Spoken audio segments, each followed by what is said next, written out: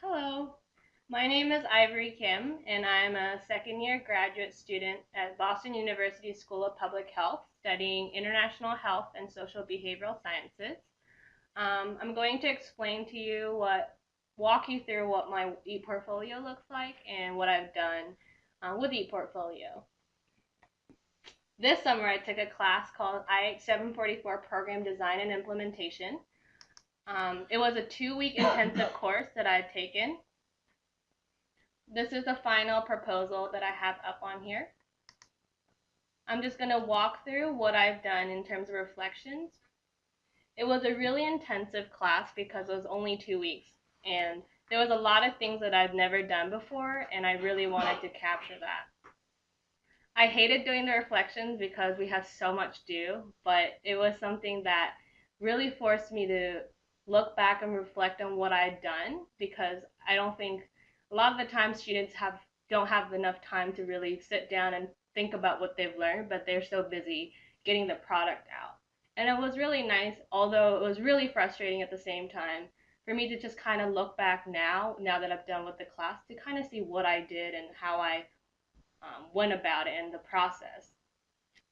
So this was just a little bit about the first day. The first day, the class was kind of divided, and they kind of expressed the class as a flower and the onion. This was kind of funny to me because we had two instructors, but Wolfie kind of mentioned it as the flower, which was more the flowery and happy, and you're gonna blossom, it's gonna be great.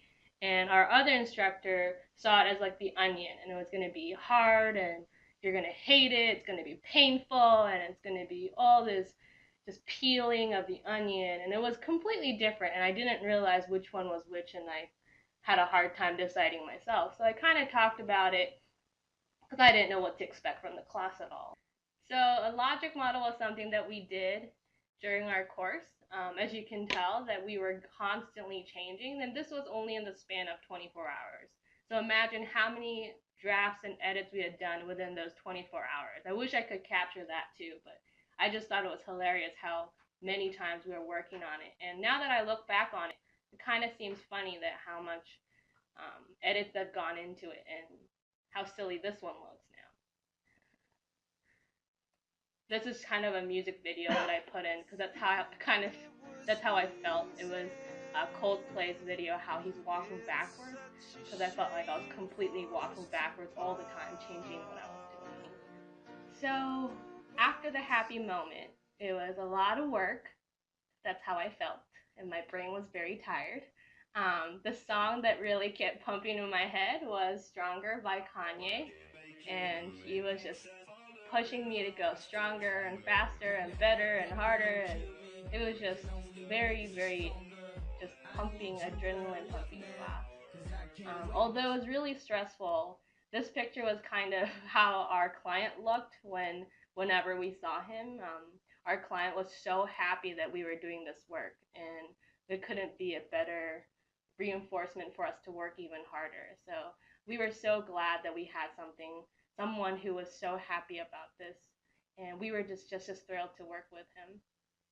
Countries. This might have been my favorite class. Actually, when she first came in as our guest speaker, I was like, oh, God, just leave. I'm so busy. Like, I need to do more work. But when she actually started talking, it was about the art of communication. She kind of mentioned what the importance of how communication works and how um, MSH has done their work to kind of empower people. And it wasn't just about us going in there and doing our work, but it was really about empowering the people on the ground and doing it together. I think it's really common for people to think that we know best, so we just do whatever we need and just leave. But this class really changed what I wanted to do in my life and how I envisioned what a good public health work was going to be. And I'm just glad that I had this part, or at least ePortfolio, because I was able to kind of capture. I wrote it down on a piece of paper and I came home and wrote about it. But I'm glad that I have it somewhere so I can look at it when I'm 10 years down the road and I might be doing this kind of work. Who knows? So more of the dirty stuff. So this was maybe the day before our class was due. So as you can see, these are how many, maybe 25 to 30 of drafts that we did from 8 o'clock in the morning to 11 p.m. So it kind of shows you how hard we worked, and it's by almost every single hour.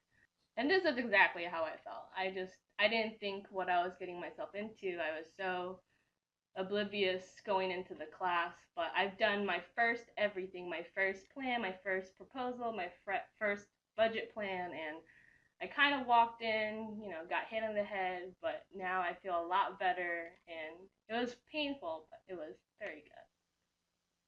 So going back to the onion and flour analogy, so I couldn't decide which one I was feeling more towards. So I kind of combined the two because I can. And um, so I felt like I kind of became this clean onion. I was constantly peeling everything that I learned, or the things that I didn't know. I was constantly being taught by experts and teammates and things like that. So I was so clean by the time we were done with our proposal.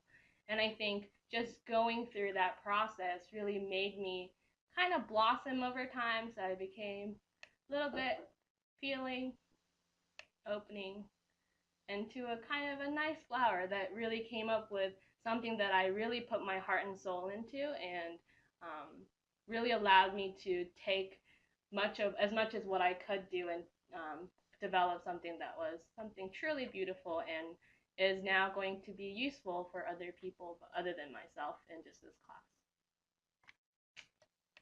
So that's